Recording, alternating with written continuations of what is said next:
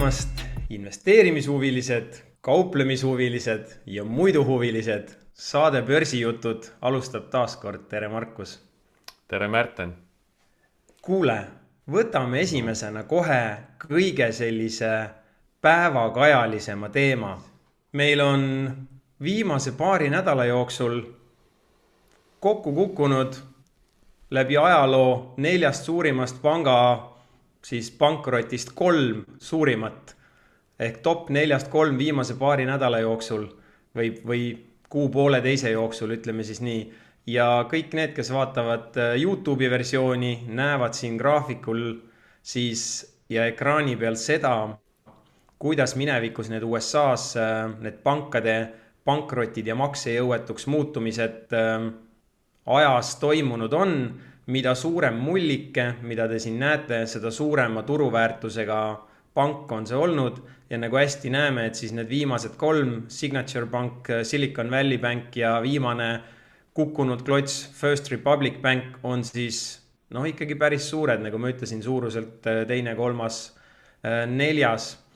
Ja minu küsimus sulle on tegelikult suhteliselt lihtne, et kogu selle tralli valguses, kas sa, punkt 1, oled nende asjadega üldse kursis, oled vaadanud seda uudisvoogu, punkt 2, oled mõelnud oma kuidagi investeerimisstrateegia, raha hoidmiste, hajutamiste ja nii edasi asjade peale. Et ma tean, et me rääkisime praegu pankadest, aga siin vahepeal ka olid ju mõned maaklerfirmad natuke surve all, nagu näiteks Schwab, kui ma õigesti mäletan.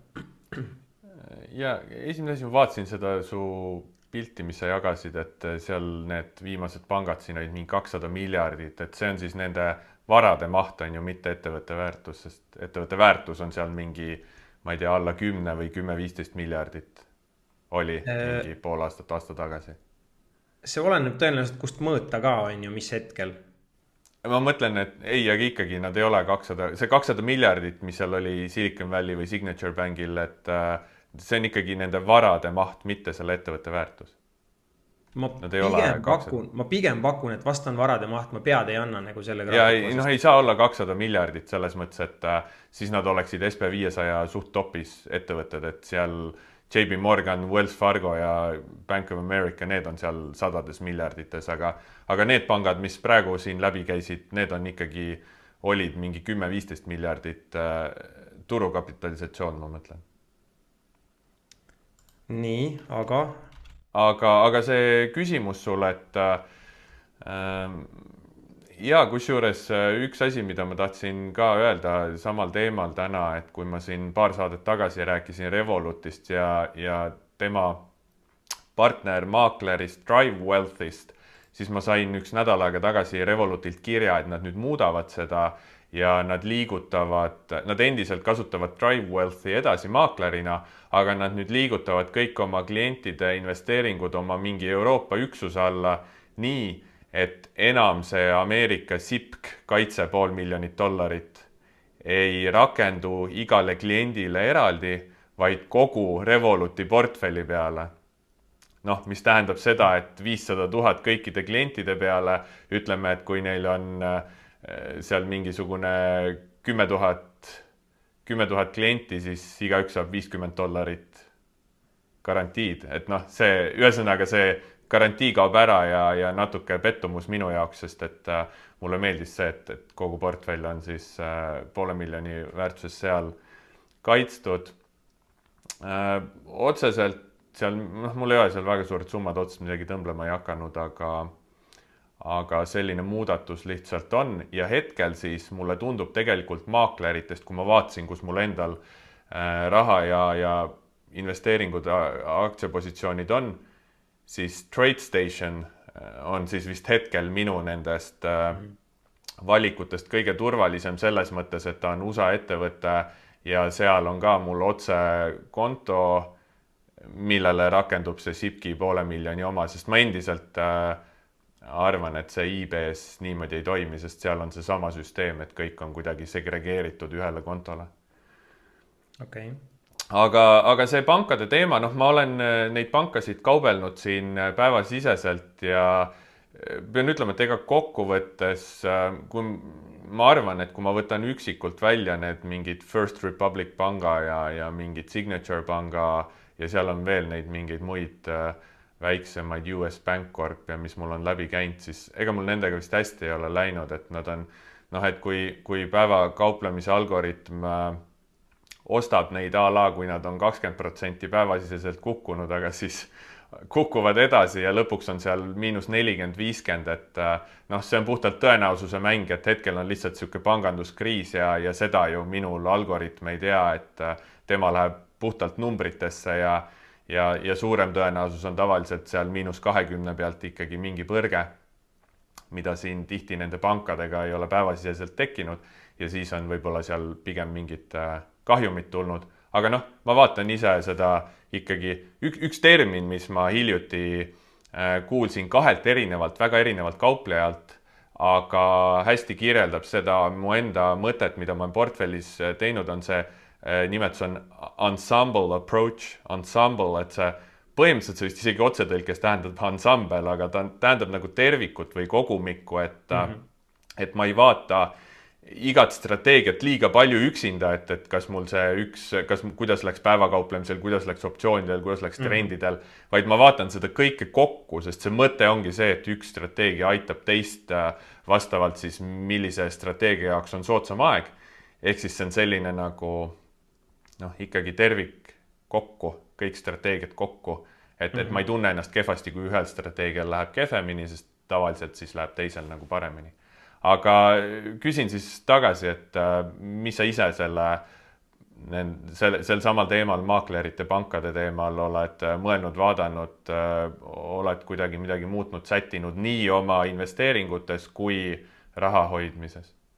No otseselt ei ole, sellepärast ma tunnen, et kuna mul raha jääki otseselt maaklerkontodel ei ole, et mul on pigem ju väärtpaberid, siis ma tunnen ennast selle võrra turvalisemalt, aga tasapisi hakkabki nagu tekkima tunne või sihuke mõte, et juba eelmise 2-ga siin öeldi, et nüüd on kogu lugu, ma tean, et keegi ütles, ei tähenda, et nii on ju, aga justkui üritati hästi selgelt signaliseerida, et nüüd on see asi peatatud, et ei järgne sellist dominoklotside efekti. Nüüd siis tuli järgmine päris suur ja pirakas ja juba mitu nädalat tagasi tegelikult ma käisin ja vaatasin seda hoiuste tagamise fondi mahtu ja avastasin, et see on tegelikult nüüd nagu tühi. Et see ei tähenda nüüd seda, et kui järgmised panga kollapsid peaks tulema, et hoiustajad jäävad ilma, see tähendab lihtsalt seda, et riik ühel või teisel moel paneb ajutiselt sinna raha sisse ja lõpuks ikkagi tõstetakse siis seda makset pankade jaoks, et tagatisfond hoiuste tagamise fond uuesti üles ehitada. Aga jah, täna see seis oli ja siis ma korraks nagu mõtlesin, et mis selline stsenaarium olla võiks või kuidas asjad võiks välja mängida, kui need klotsid ikkagi jäävad kukkuma siin järgmised paar kuud, aga ega ma nagu kusagile väga välja ei jõudnud oma mõtetega. Et tahaks öelda, et natuke rohkem need teemad on nüüd jälle laual. Jamie Dimon, JP Morgani juht siin väga selgelt üritas öelda, et nüüd on lõpp ja kõik ja meie tegime platsi puhtaks, võtsime üle ja siit edasi lähme nüüd helge tuleviku väljavaatega, aga eks näis. Keegi ütles selle kohta ühes podcastis hästi, et selline, et mingi üks pank läheb või mingi sektoris tekib sihuke kriis, kus hakkavad järjest need probleemid kuhjuma, et ta ütles seda juba paar kuud tagasi, ütleme siin märtsis siis vahetult peale, kui see asi algas, et see tavaliselt ikkagi nii kergelt ei lõpe, et see on nagu, et kui sa paned tule põlema, siis sa näed ühte prussakat, aga tegelikult sa tead, et kõik teised on kuskil praagudesse ära jooksnud ja et see probleem on nagu, et sa ei näe seda probleemi, aga see probleem on seal olemas, seal ümberringi, et tõi nagu sellise huvitava võrdluse. Aga jah, ei tea, elame-näeme, et ma ise, sa küsisid uudiste kohta ka, et ma uudiseid selles osas nagu väga ei jälgi, et seda enam oma kauplemise jaoks, et see on kõik ikkagi see, et ma neid pankasid olen kuidagi ühte või teistpidi kaubelnud, on kõik ainult hinna liikumisest lähtuvalt, et see ei ole kuidagi uudistega. Kuule, aga räägi sellest, et mis dividendi aktsiaid sa siin vahepeal 3 nädala jooksul siis müünud oled jälle? Kuule, ma vist isegi võin öelda, et praegu väga müünud ei olegi midagi, et sai tehtud see piisav rahaline puhver lühiajalise vaate jaoks ja siis mul natukene nagu lükkusid need asjad edasi, et see on natuke siuke peaolu olukord on ju, kõige see maja ehitamine, et võid ju planeerida ja siis mingi klots kusagil natukene nihkub ja kogu see protsess lükkub kuude võrra edasi. Ehk siis täna otseselt ma ei ole selles positsioonis, et ma peaks väga kiiresti midagi müüma ja seetõttu ma ei ole ka otseselt praegu müünud siis. Kuule, aga üks asi, mida ma olen mõelnud siin, et juba aasta-poolteist tagasi oli juttu, et Rahandusministeerium võiks seda investeerimiskontot ajastada ja nad vist mingeid eelnõusid asju seal teevad. Tead sa sellest midagi, kas võiks seda varsti oodata või on see selline asi, mis eelmine valitsus oma 4 aasta perioodis mõtles ja siis nüüd on nagu siuke reset, kuna uus valitsus on ja siis peab nagu mingi uuesti hakkama teemasid üles soojendama või tead sa sellest midagi? Tead, ma eile just vaatasin update'i, sest mul esmaspäeval tuleb Äripäevaga üks veebiseminar ettevõtte alt investeerimine ja kui ma tegin seda eelmise aasta sügisel, siis issand jumal, mis selle asja nimi oli, ma ei suuda, vabandan kõigi riigiaparaadi inimeste ees, sellepärast ma ei suuda korrektselt öelda, et see oli nagu mingisugune seaduseelnõu algatamise kavatsus või ma ei tea, ta ei olnud isegi seaduseelnõu veel, see oli mingi kavatsus või midagi taolist. Ja siis justkui räägiti, et potentsiaalselt õige pea võiksid need muudatused jõustuda, kõigepealt seaduseks saada ja siis jõustuda. Kui ma täna üritasin otsida selle kohta siis seda progressi, siis ma vaatasin, et paistab vähemalt, et asjad on sama kaugel, nagu nad olid 4 või 6 kuud tagasi. Ehk siis ma ei ole ise küll kusagilt näinud, et võiks nüüd juhtuda see, et laiendatakse seda, missugused asjad, missugused finantsvarad kuuluvad finantsvarade alla ja saab investeerimiskontosüsteemis kasutada ja missugused platvormid või maaklerid või pangad siis sinna hõlmatud saavad olla. Minu arust meil neid rahatarkuse jagajaid nii palju, keegi võiks neile appi minna või ma ei tea, isegi läheks võib-olla vabast ajast lihtsalt aitaks, et see asi nagu tuleks välja ja tuleks normaalselt, et muidu ma kardan, et seal jälle nagu poliitikud hakkavad seda tegema, kes võib-olla ise ei ole kunagi ühtegi aktsiat ostnud, siis seal tehakse jälle nagu mingi MiFID 2, et ma ei tea, ETF ei saa osta, kuna need on liiga riskantsed, aga siis läbi optsioonide saad või mingid siuksed asjad vaata, et keeratakse mingi käkki. Olles kunagi kauges minevikus Rahandusministeeriumis 2 aastat töötanud riigi raha riskijuhina, siis natuke nägin, kuidas neid seadusi tehti, et tegelikult seal on töögrupid ja see sisuline töö ikkagi tehakse ära nende inimeste poolt, kes tegelevad selle asjaga ühel või teisel moel igapäevaselt, olgu siis erasektorist kaasatakse neid ettepanekuid ja mõtteid või siis ministeeriumis endas inimesed, et see tavaliselt ei ole nagu väga poliitiline sellisel tasandil ja selles vallas ma ütleks. Okei, jah, see oli natuke mööda, et poliitikud otseselt ise ju ei tee neid asju, aga lihtsalt, et ma loodan jah, et nad kaasavad valdkonna inimesi, sest tundub, et MiFID 2 puhul vist ei tehtud seda. See oli Euroopa ülene ja seal ei olnud meil väga suurt sõnaõigust. Ei, seda küll meil või mitte, aga keegi seda tegi, inimesed seda tegid, on ju. Kuule, aga huvitav teema siit praegu tuli, et inimesed seda tegid, et AI, Artificial Intelligence, mingid tulnukad on tulnud kuskilt kosmosest, kes nüüd teavad kõike, et kuidas siis on, et kas sa küsid ka, et milliseid, enam ise analüüsi ei tee ja küsid ChatGPT-lt, milliseid dividendi aktsiaid osta või? Päris nii ei ole. Ma olen nüüd pannud tähele paari asja, et ajakirjanikud küsivad sagedamini seda, et missugused on head AI aktsiad, kuhu investeerida ja mida ma sellest arvan, on ju.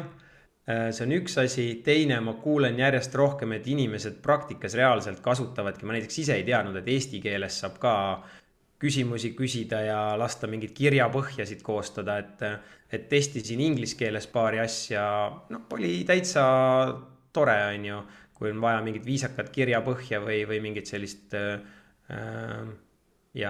sellist kirjatükki. Ütleme, ma olen seda ka natuke kasutanud ja nii, ja minu arust see on nagu väga äge ja hea tehnoloogiline edasiminek, et ma ei taha üldse selles mõttes kritiseerida, lihtsalt minu jaoks on ta arvuti. Ta on lihtsalt kaasaegne, väga arenenud, palju parem arvuti kui 10-20 aastat tagasi, aga ta on arvuti, ta on inimestel loodud. Ta küll ise, ja mis on arvuti eelis, arvuti suudab siis suurt hulka andmeid kiirelt analüüsida, töödelda, ta teeb seda kiiremini, täpsemini, vähemate vigadega kui inimene, on ju. Selles mõttes selleks on nagu arvuti, et seda protsessida, seda suurt andmehulka kiiresti ja täpselt. Ja seda teeb nagu väga hästi, ja ta õpib selle pealt, nende andmete pealt. Aga ma ise näen lihtsalt seda, et mu varasema IT-tööga, see oleks mind väga palju aidanud igasuguste blogitekstide koostamisel, mingite reklaampõhjade tegemisel, isegi mingite graafiliste piltide joonistamisel. Ja võib-olla täna ma kasutaksin teda mingi programmeerimiskoodi loomiseks, parandamiseks. Mul on mingid ideed, et kui ma ise tahan õppida rohkem eBay API mingit liidest ehitada, et siis ilmselt ta aitab mind ja selles mõttes on kõik hästi. Aga ma kasutasin mingit programme tekstide genereerimiseks juba 10 aastat tagasi. Lihtsalt nad ei olnud nii arenenud nagu praegu siis ChatGPT on. Nad lihtsalt nagu käisid netis, otsisid infot ja siis kirjutasid oma sõnadega selle sama teksti ringi, on ju. Ja lõid nagu sisu. Aga see ChatGPT on jah väga suur areng, aga lihtsalt oma kauplemisvaldkonnas ma näen seda, et kui nüüd usuti, lõpuks on hakatud uskuma, et inimesed ei suuda tulevikku ennustada, siis nüüd justkui nagu, et aga äkki nüüd see arvuti ChatGPT on nüüd mingi kristallkuul või üldse AI on mingisugune tulnukas kosmosest, kes näeb tulevikku ette ja oskab aktsiaid valida, siis noh, tegelikult see on ju haip, et minu poolest need AI-d ja ChatGPT-d ja muud sellised, sa võid neilt võtta nagu mingi aktsiasoovitusi, kui seal lause lõpus on alati see, et aga kui see läheb su vastu, siis tule väikse kahjumiga välja. Et nii kaua, kui seal see on juures nagu lõpus, nii kaua võid sealt aktsiasoovitusi võtta. Aga see, et nüüd arvutid jääks kuidagi tulevikku, noh, seda mina ei usu. Ma ei ole ise testinud investeerimise vallas, ma olen lugenud mingeid ülevaateid ja näiteid sellest, kuidas ta üritab hästi ümmargune ikkagi olla ja pöörata, ma ei tea, mingitele riskidele tähelepanu, aga noh, siis see dataset, mille pealt oma järeldusi ja soovitusi teeb, see väidetavalt lõpeb ju 2021. aastaga ka, et tal ei ole värsket datat seal. Aga noh, kui ma korraks tulen tagasi selle suure teema juurde, siis hea küll, ärme sellesse teemasse täna sukeldume, see läheb väga kosmosesse ära, et AI võtab on ju mingi elu või midagi üle. Noh, ma tegelikult seal ise näen mingeid riske, vahepeal korraks mõningaid podcast'e kuulasin ja üritasin mõelda nagu suurelt, aga igapäeva vallas või igapäeva olukordades ma näen nagu seda, et maru mugav on ju kirjutada ja saada vastus. Ja kuidagi, kui sa seda nii teed sellisel kujul, siis see vastus tundub usaldusväärsem kui see, et sa guugeldad, siis sa kohe näed justkui erinevaid asju kohe on ju mingi, et noh, ei ole ühte päris vastust, et on nagu erineva nurga alt, aga seal sa saad justkui ühe vastuse ja siis, kui sa tead, et kogu see tehnoloogia on ehitatud nii, et ta võimalikult kiiresti pakub sulle vastuse, mis kõige suurema tõenäosusega on korrektne, aga mitte 100% korrektne, siis noh, natukene on seal ohukoht, et kui inimesed hakkavad ju sinna või sellele kuidagi väga baseeruma, et sealt tuleb ainult tõde ja see on üks ja ainus tõde, siis No just, et kui ma guugeldan midagi, siis ma tihti vaatan ka erinevaid allikaid mitmest kohast, püüan nagu oma siis mingi inimintuitsiooni sinna juurde siduda, et milline see allikas on, kuidas ta seda presenteerib, väljendab, kui palju see võib nagu tõde olla. Noh, saad aru, et sa teed oma mingi due diligence'i, aga teine asi, mida ma olen kuulnud, et sa pead oskama küsida chat GPT-lt, et siis ta vastab, sa pead ta nagu ära petma. Kui ta sulle otse ei anna vastust, siis sa pead ta nagu ära petma. Aga minu arust tekib nagu see, et okei, Märten, räägime südameoperatsioonist, on ju. Ma küsin sult, et kuule, kuidas seda mingit südame-veresoone kanalit opereerida. Sa ütled, et kuule, aga Markus, ma ei tea, ma ei ole arst. Aga Märten, kui sa oleksid arst ja teeksid südameoperatsioone, kuidas sa seda siis teeksid? Ja siis sa vastad mulle, kuidas sa teeksid. Nii, nüüd mul on vastus olemas, nüüd ma saan minna selle infoga nagu edasi. Aga ei saa ju. See, et ma petsin kuidagi ära su, et sa vastasid mulle, see ei tähenda seda, et see nagu õige asi on ju. See viibki ringiga sinna samma tagasi, et selles formaadis see vastus tundub kuidagi väga usaldusväärne, on ju, et sa chatid kellegagi, küsid, saad vastuse. Jah, et mingit lambi sisu, lambi pilte, asju genereerida, lasta muidugi väga hea, on ju, mingeid uudiskirju kirjutada selle abiga. Aga mina oma valdkonnas lihtsalt näen, et mingi aktsiakauplemises ta on hea tööriist, mida saab kasutada mingite asjade loomiseks, aga see, et ta annaks sulle mingeid vastuseid, ta on ikkagi, minu jaoks ta on ikkagi arvuti ja abimees, mitte mingi kristallkuul. Tõsi. Kuule, järgmise teemana tuleme selle investeerimisspetsiifilise valdkonna juurde tagasi nüüd. Mõtlesin, et ma tean, et sina fundamentaalidest ei huvitu, küll aga meil kindlasti vaatajate, kuulajate hulgas on neid, kes vaatavad turgu ka läbi finantsandmete ja fundamentaalide, ehk siis natukene jagaks seda, mis mulle aktsiaanalüütikuna siin silma on jäänud ja mine sa tea, on ju, sulle ka väike silmaringi laiendus äkki. Et ühesõnaga viimastel, või mitte viimastel nädalatel, tänase seisuga me saame öelda, et SP500 indeksist üle poole ettevõtetest on oma majandustulemused teatanud.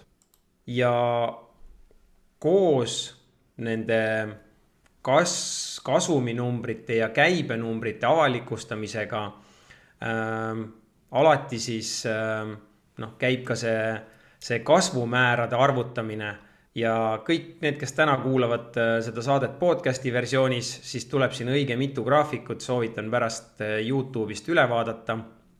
Aga mida me siin ekraanil praegu näeme helesinise joonena SP500 hinnagraafikut ja tumesinise joonena viimase 12 kuu kasumit aktsia kohta kogu indeksi tasandil ehk kõik need justkui ligi 500 ettevõtet, mis seal kokku on.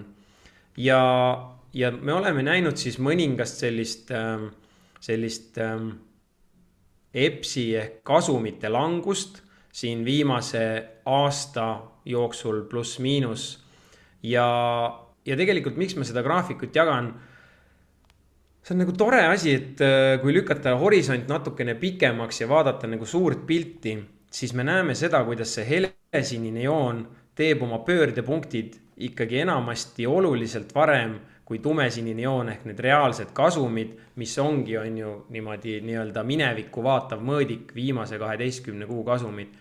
Ehk sisuliselt meil sellest, kui meil oleks kristallkuul ja me teaksime, et millal täpselt ettevõtete kasumid teevad põhja, siis tavaliselt ega meil sellest väga palju kasu ei ole, sest aktsiahinnad on põhja teinud juba omajagu varem, on ju, kas 6 või 12 kuud varem, kuidas kunagi, et sõltuvalt tsüklist.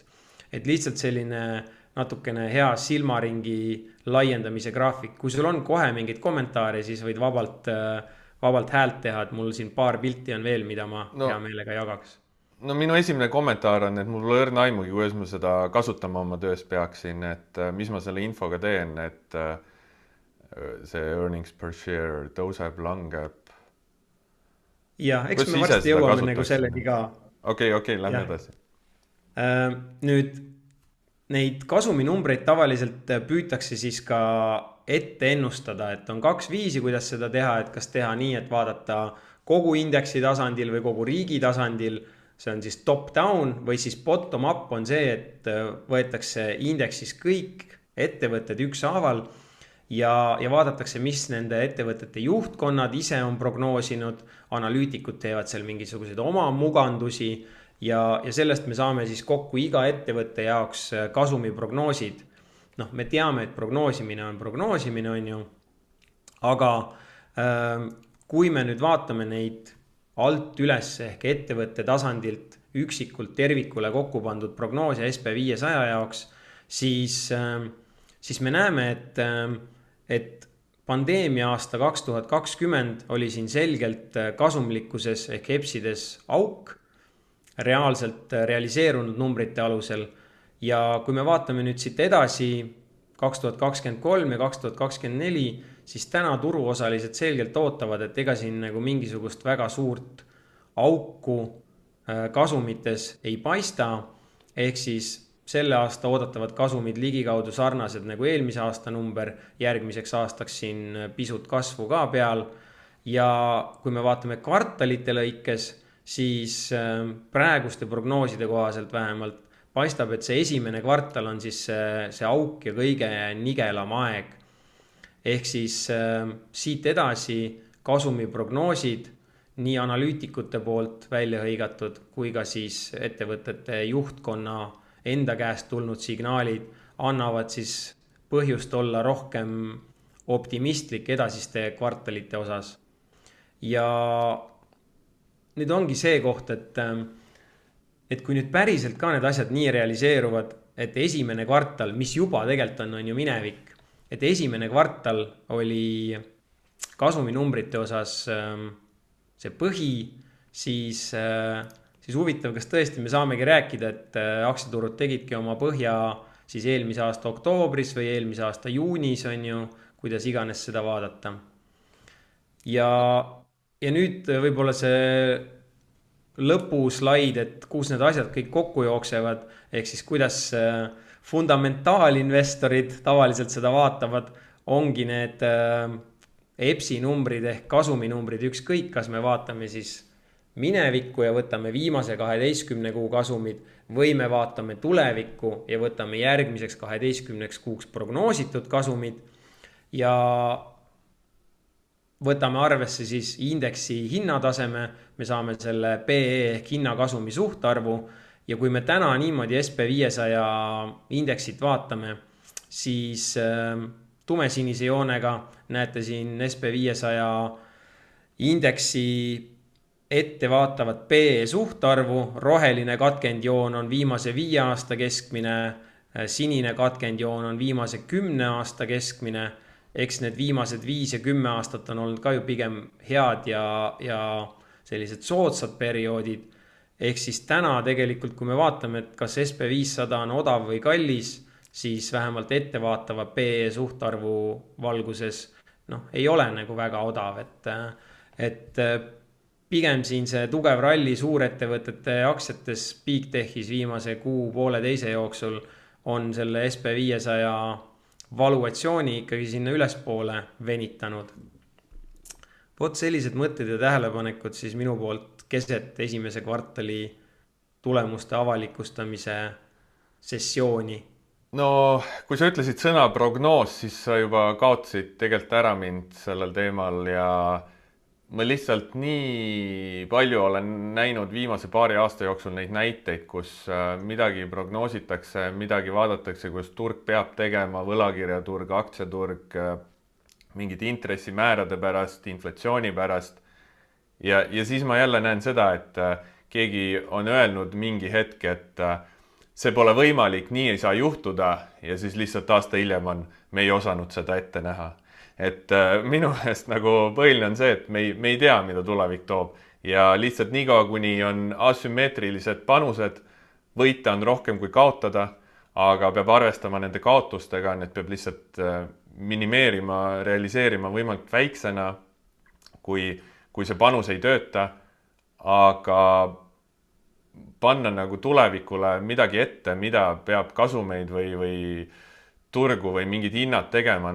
Ma ise, kui ma mõtlen näiteks oma backtestimise peale, siis ma praegu vaatan, et fundamentaalanalüütikud või investorid, kes tihti ütlevad, et mis sa backtestid mineviku peale, et tulevik on teistsugune, siis tegelikult täpselt kõik vaatavad oma PE-suhteid, oma mingeid tsükleid, asju ja minu meelest on see, et mida pikaajalisemat pilti sa vaatad, siis seda väiksem on sul see sample size. Seda, kui sa vaatad mingit, ma ei tea, 10-20 aastaseid tsükleid, siis sul on tegelikult ülivähe seda datat, mille põhjal nagu teha mingit statistilist otsust ja tavaliselt seda statistikat ei saagi teha lihtsalt, kuna see valim on liiga väike. Kui ma testin oma mingit päevasisest kauplemist, kus mul iga päev teeb 20 tehingut, 30 tehingut, siis ma saan juba 5 aasta peale hästi suure sample size'i, ma saan suure valimi, mille põhjal teha oma otsuseid.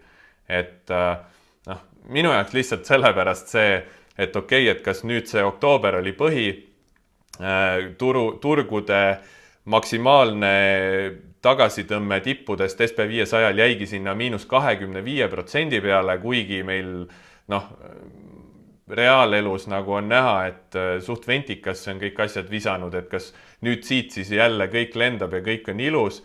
Tahaks loota, ma ise tahaks ka loota, sest et tõusval pulliturul ma teenin kõige paremini raha. Aga kas see nii kergelt seekord kõik läheb?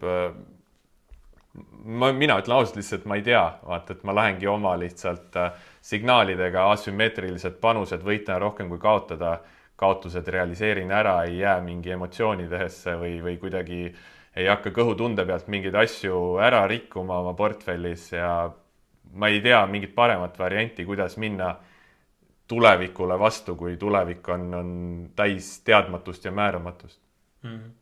Sest vastasel juhul on ju see, et vaata, et sa jääd sellesse prognoositavasse kasumisse kinni, siis kui ei lähe maailm nii, nagu see prognoos, mis siis teed? Kas selleks on ka mingi plaan? Jah. See ongi üks pool, see on see fundamentaali pool ja teistpidi, kui me vaatame täna siis neid hinnatasemeid tehnilise analüütiku pilgu läbi, siis SB500 nagu kuidagi ei saa sealt 4200 läbi, on ju, et toksib ja klaaslagi on ees ja ei õnnestu.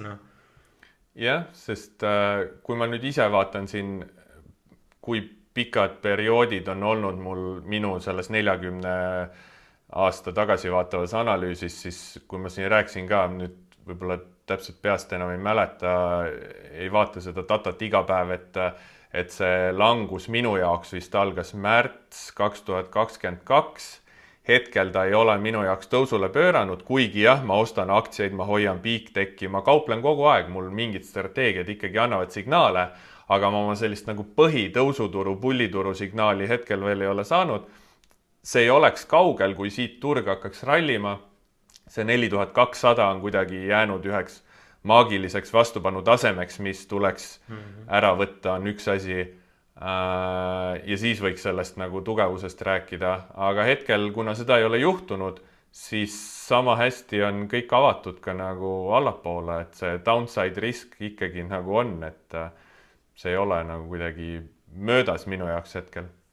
Ja mul endale on silma jäänud, et see viimane ralli, nagu ma ütlesin, on suuresti Bigtechi veetud ja see niinimetatud participation ehk siis aktsiate arv või osakaal, mis sellest rallist on osa võtnud, on pigem ikkagi väga nigel, et keskmise suurusega ja väikefirmad pigem siin teevad oma 6 kuu ja 12 kuu uusi põhjasid, arvuliselt rohkem aktsiaid teeb neid põhjasid kui selliseid aktsiaid, mis teeb oma 6 kuu või 12 kuu tippusid. Et ei ole nagu väga siuke veenev see pilt. Selles vallas. See on huvitav et ma olen nüüd lihtsalt selle tõusu ja momentumiga portfelli sattunud jälle need Bigtechid, Meta, Nvidia, Microsoft, et need on jälle portfellis. Nad on lihtsalt kõvasti tõusnud, Meta, Nvidia, mõlemad on selle aasta algusest 100% tõusnud. Ma ei ole kogu seda liikumist loomulikult ise kätte saanud, sest et ma pean ära ootama mingi kinnituse, et seda aktsiat osta, aga nad on ikkagi mul see aasta Meta, Nvidia nagu hetkel parimad positsioonid, mida ma nüüd teen lihtsalt peale optsioonide lisamist portfelli. Ma natuke siis, kui ma hoian aktsiaid pikaajalisema trendiga, siis ma seal trendi sees müün mingeid optsioonispreede lihtsalt, et võtta seda aega optsioonipreemiaga teenida selle aja pealt, kui aktsia vaata konsolideerub külgsuunas või tõmbab tagasi kuskilt üleostetud piirkonnast, et nüüd ma natuke nagu optsioonidega haldan neid pikaajalisi trende oma portfellis. Need on siis nagu natuke pikaajalisemad optsioonid, kui seal optsioonikauplemise portfellis. Ja, need on siis siuksed 2-3 kuu optsioonid, kus mul see optsiooni hinna väärtuse kõikumine ei ole nii järsk, et see, et mingi päev on volatiilne, siis vaata mingi 3 kuu optsioonid ei muutu sellest nii nagu päevasisesed.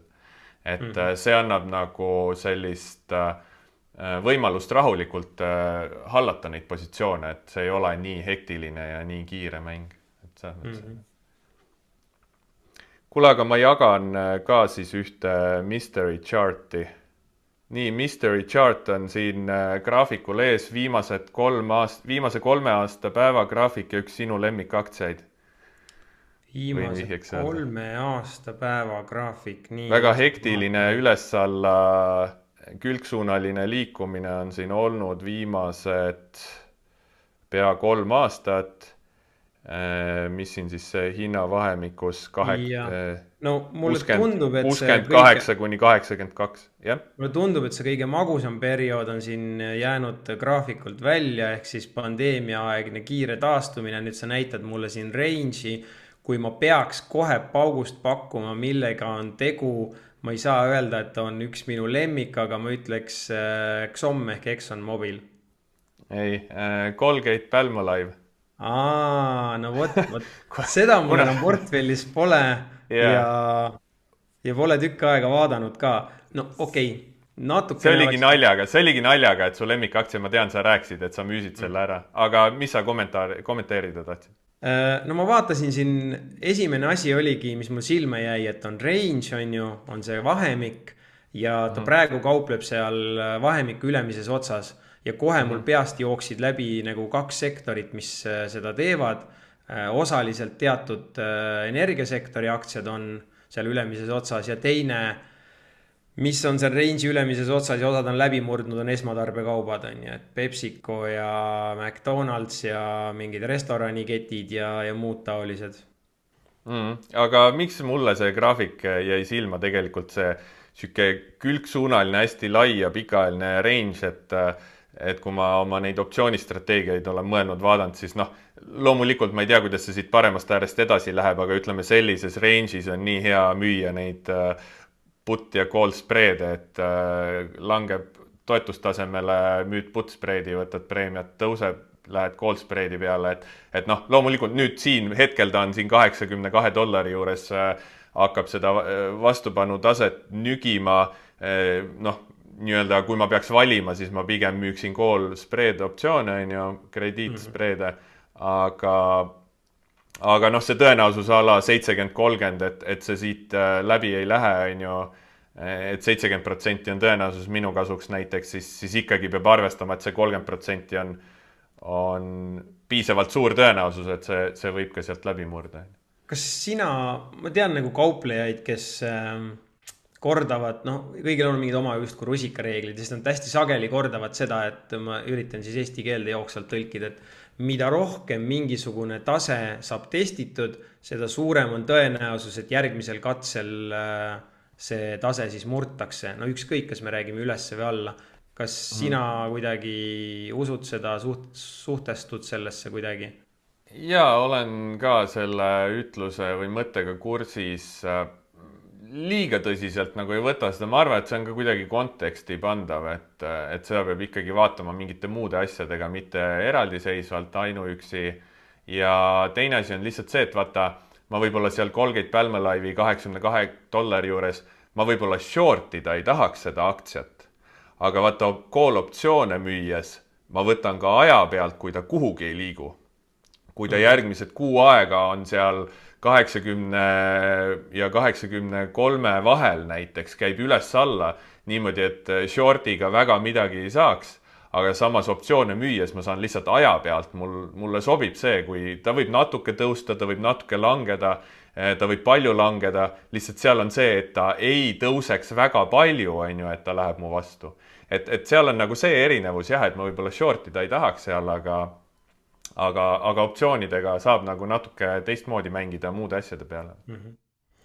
No väga hea, kas me siis võime kokkuvõtteks teha selle, et see maagiline müstiline graafik, mis sa näitasid, see on järgmine aktsia vihje ja seostub sellega, mis sinu selja tagant paistab, et shoot for the moon ja, ja kõik Colgate Palmolive viib hambapastasid ja aktsiaid ostma. ei, mul ei ole, see ei ole vihje, see ei ole soovitus, mul ei ole endal plaanis hetkel seda kaubelda, sest mul neid aktsia optsioonipositsioone ja võimalikke setup'e on hetkel piisavalt, et ma ei otsinud selles valguses, see jäi mul lihtsalt ette ja siis, kuna sa sellest hiljuti rääkisid, et siis ma tahtsin selle tuua välja. Oota, aga ma korra küsin, et näiteks ütleme, et sa optsioonidega ei tegeleks, et sa vaataksidki ainult aktsia kauplemise valguses ja noh, seal on nagu natuke sihuke potentsiaal breakoutiks, seal ei ole breakouti, aga noh, seda tasuks justkui jälgida, on ju, kui olla see breakouti kaupleja. Kas sa üldse sellist tüüpi aktsiat võtaksid kauplejana, kui ütleme, et see breakout saab kinnitatud, isegi on mingi tagasitõmme, no mingi täitsa perfect setup, aga sellist igavat esmatarbekaupade aktsiat, mis 5 aasta peale liigubki 50% või ma ei tea, 25%, et kas sa üldse vaataks sellist aktsiat breakouti jaoks? Tead, see konkreetne Colgate Palmolive'i graafik, kui nüüd siin subjektiivselt hinnata seda, siis see ei meeldiks mulle hetkel see breakout sealt 82 pealt, sest et see range on hästi lai. Nagu sa ütlesid, ta on sihuke aeglane väärtusettevõte, et kui ma seda breakouti kaupleks, siis ma tahaks näha, et ta kõigepealt teeb selle breakouti ära, läheb sealt 82-st mitu dollarit kõrgemale ja siis tuleb tagasi testima seda 80-82 ala ja siis sealt võib-olla võtaks nagu tagasitõmbel, sest noh, ta ei ole selline kasvuaktsia võimalik rakett, ma arvan, noh, ma ei tea, mida see aktsia hind teeb, aga loomulikult ta võib sealt tõusta kõvasti ja kiiresti, aga lihtsalt see tõenäosus nagu osta breakouti tugevust kohe, kui see juhtub, on pigem selliste väiksemate kasvuaktsiatega, vaata, kus võib see taganttuul kohe nagu juurde tulla. Aga jah, sellise suure igava väga laia range'i puhul ma nagu liiga positiivselt meelestatud, sest breakoutist ei oleks, et kui sealt see breakout tekib, see võib võtta aega ja üles-alla liikumist, et sealt midagi materialiseeruks. Kuule, üks küsimus sulle veel, et kas sul meta graafik on silme ees kohe? Okei, mul on meta ees. Ühesõnaga, kui me vaatame praegu, nagu sa ütlesid ka, et meta on teinud meeletult head sõitu viimase, ma ei tea, ma isegi ei tea, mis ajaperspektiiv on. Ühesõnaga, selle aasta üks parimaid SP500 aktsiaid tootluse mõttes, kui mitte kõige parem, Nvidia tõenäoliselt seal teine. Kui me vaatame seda aktsiagraafikut, ütleme niisugust 2-3 aasta pikkust graafikut, siis seal on üks hästi suur gap down umbes $240-250 kandis. Kas sinu silm näeb seal ka seda, mida minu silm, et selline kiire tõusuhoog võib-olla selleks korraks on läbi ja pigem on seal suurem tõenäosus oodata mingit konsolideerumist, kui et ta nüüd hakkab seda käppi ka kohe seal sulgema? Sa mõtled seda käppi, mis on siin mingi $150-60 juures? Ei. Selle aasta veebruaris või veel madalamal? Ei, üleval pool. Sa mõtled 280-300 käppi? Täpselt. Okei, sest neid käppe on siin päris palju ja noh, need käpid on ka nagu kui tehnilise analüüsi raamatust lugeda, siis on erinevad runaway käpp ja exhausting käpp ja nii edasi, et ma ei ole seda endal nii selgeks teinud või noh, ütleme, ma ei kasuta seda nii väga, et see on rohkem siuke discretionary tehniline analüüs, aga see käpp 300 võib lihtsalt sellist vastupannutaset osutada mingi aja, konsolideerub, tõmbab hind tagasi ja siis lõpuks, kui ikkagi tõusutrend püsib, siis läheb sealt läbi. Aga ma hetkel olengi panustanud sellele, et see võtab natuke aega ja olen sinna call optsiooni spreede müünud. Okei. Aga noh, saab näha. eks mul oli oma huvi mängus, et enne sa küsisid, et milliseid dividendiaktsiaid ma olen maha müünud, siis oli vastus mitte ühtegi, aga Metat sai kunagi võetud value play'na ja nüüd mul on tunne, et see on mul siin mahamüümise järjekorras seal esirinnas. Et maru pisike positsioon on, aga ikkagi nagu võtaks sealt selle toreda aga aknad uksed saab ette. Väike positsioon, aga majale saab midagi külge.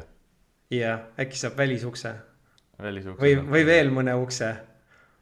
Aga seda jah, et kas ta nüüd siin hea müük või mitte, seda on nagu raske öelda, et ma ise aktsiat hoian, aga siis call optsiooni müügiga nagu pehmendan seda võimaliku konsolideerumise aega ja võimalikku tagasitõmmet, aga kui ta peaks siit nagu kõvasti kohe rallima, siis võin ka võtta väikest kahjumit sealt, aga samal ajal aktsiat hoides nagu teenin vähemalt sama palju rohkem.